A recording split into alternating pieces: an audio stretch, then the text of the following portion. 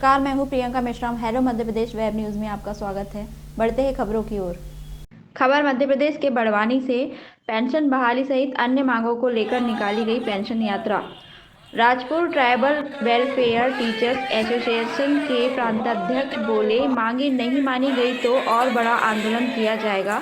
नई पेंशन योजना का विरोध कर पुरानी पेंशन योजना सहित अनुकंपा नियुक्ति के सरलीकरण की मांग को लेकर अब शिक्षक भी आंदोलन की राह पर चल पड़े हैं, जिसके चलते आज ट्राइबल वेलफेयर टीचर्स एसोसिएशन के बैनर तले पेंशन अधिकार यात्रा राजपुर पहुंची, जहां बड़ी संख्या में 2 सूत्रीय मांगों को लेकर शिक्षक इकट्ठा हुए। प्रांताध्यक्ष डीके सिंगोर ने बताया कि पेंशन योजना धोखा है और इस योजना के नाम पर सरकार सट्टा खेल रही है, जिसमें कर्मचारियों के साथ सरकार का पैसा शेयर बाजार में लगाया जा रहा है, जिसके बाद कर्मचारी की पेंशन शेयर बाजार पर निर्धारित होगी और इस पेंशन से गुजरा तो दूर सेवानिवृत्त कर्मचारी चश्मा भी नहीं खरीद पाएगा। साथ ही प्रदेश में कई स्कूलों के बंद किए जाने का भी विरोध किया जा रहा है। सरकार का गलत निर्णय बताते हुए निजीकरण की इस ओर इशारा बताया।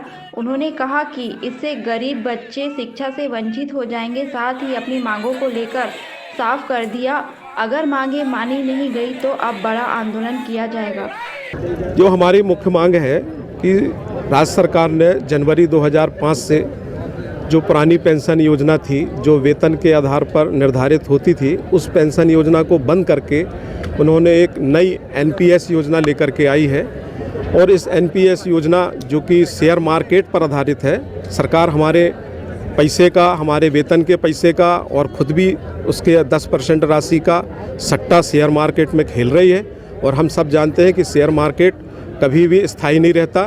तो इस प्रकार जो हमारी पेंशन की व्यवस्था शेयर मार्केट के आधार पर, सट्टे के आधार पर और बीमा कंपनियों के आधार पर जो निर्धारित की जा रही है, उसके कारण हमारे जो भी साथी रिटायर हो रहे हैं उनको 800, 1000, 1200 रुपये पेंशन मिल रही है।